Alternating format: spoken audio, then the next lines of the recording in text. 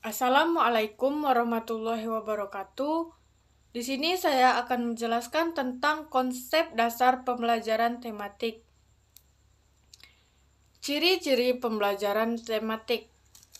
Beberapa ciri khas dari pembelajaran tematik antara lain, poin yang pertama, pengalaman dan kegiatan belajar sangat relevan dengan tingkat perkembangan dan kebutuhan anak usia sekolah dasar, sehingga dapat memberikan pengalaman langsung pada anak.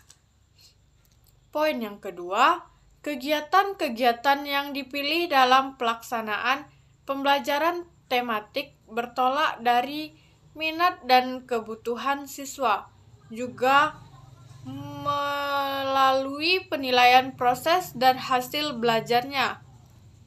Poin yang ketiga, kegiatan belajar akan lebih bermakna dan berkesan bagi siswa sehingga hasil belajar dapat bertahan lebih lama serta bersifat luas dengan adanya keterpaduan berbagai mata pelajaran.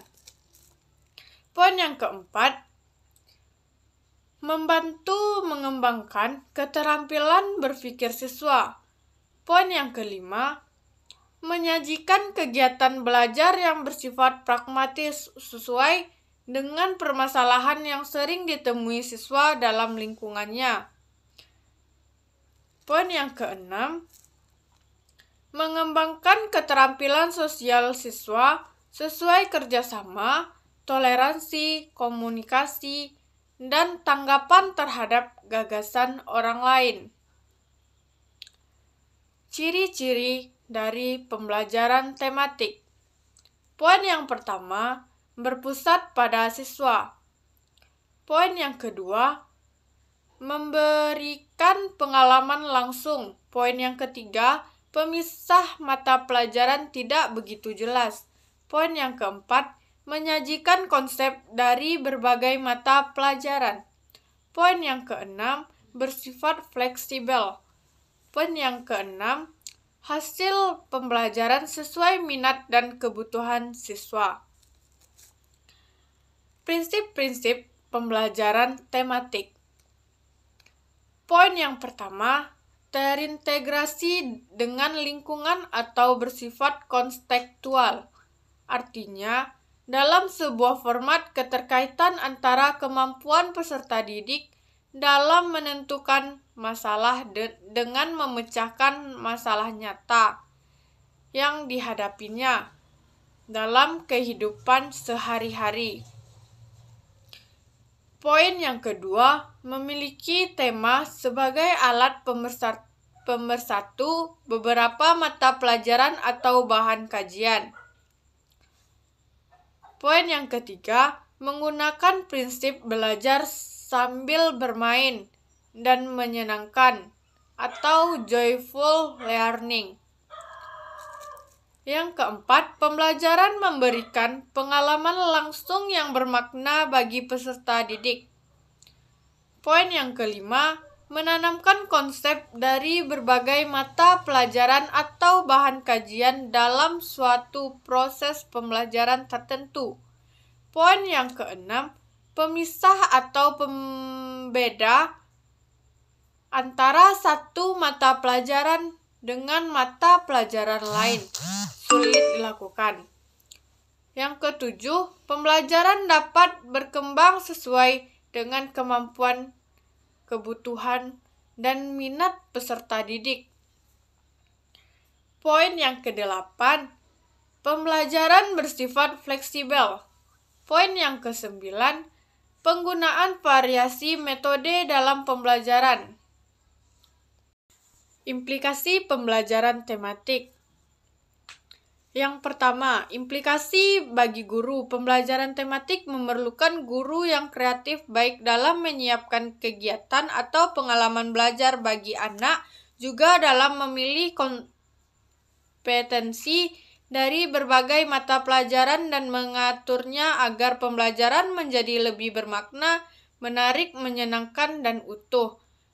Yang kedua, implikasi pada siswa. Siswa harus siap mengikuti kegiatan pembelajaran yang bervariasi secara aktif, misalnya melakukan diskusi kelompok, mengadakan penelitian sederhana, dan pemecahan masalah. Yang ketiga, implikasi terhadap sarana, prasarana, dan sumber belajar dan media. Pembelajaran ini juga perlu mengoptimalkan penggunaan media pembelajaran yang bervariasi, sehingga akan membantu siswa dalam memahami konsep-konsep yang abstrak, dan penerapan pembelajaran tematik di sekolah dasar masih dapat menggunakan buku ajar yang sudah ada saat ini untuk masing-masing mata pelajaran, dan dimungkinkan pula untuk menggunakan buku suplemen khusus yang membuat bahan ajar yang terintegrasi. Yang keempat, implikasi terhadap pengaturan ruangan. Susunan bangku peserta didik dapat berubah-ubah disesuaikan dengan keperluan pembelajaran yang sedang berlangsung.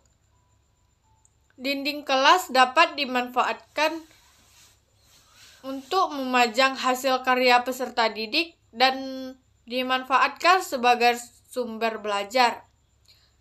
Alat, sarana, dan sumber belajar hendaknya dikelola sehingga memudahkan peserta didik untuk menggunakan dan menyimpannya kembali.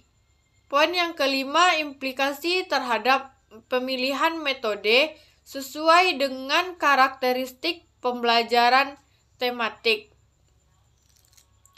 Maka, dalam pembelajaran yang dilakukan perlu disiapkan berbagai variasi kegiatan dengan menggunakan multimetode, misalnya percobaan, bermain peran, tanya jawab, demonstrasi, bercakap-cakap. Landasan pembelajaran tematik. Poin yang pertama, landasan filosofis. Dapat dipengaruhi oleh 3 aliran filsafat.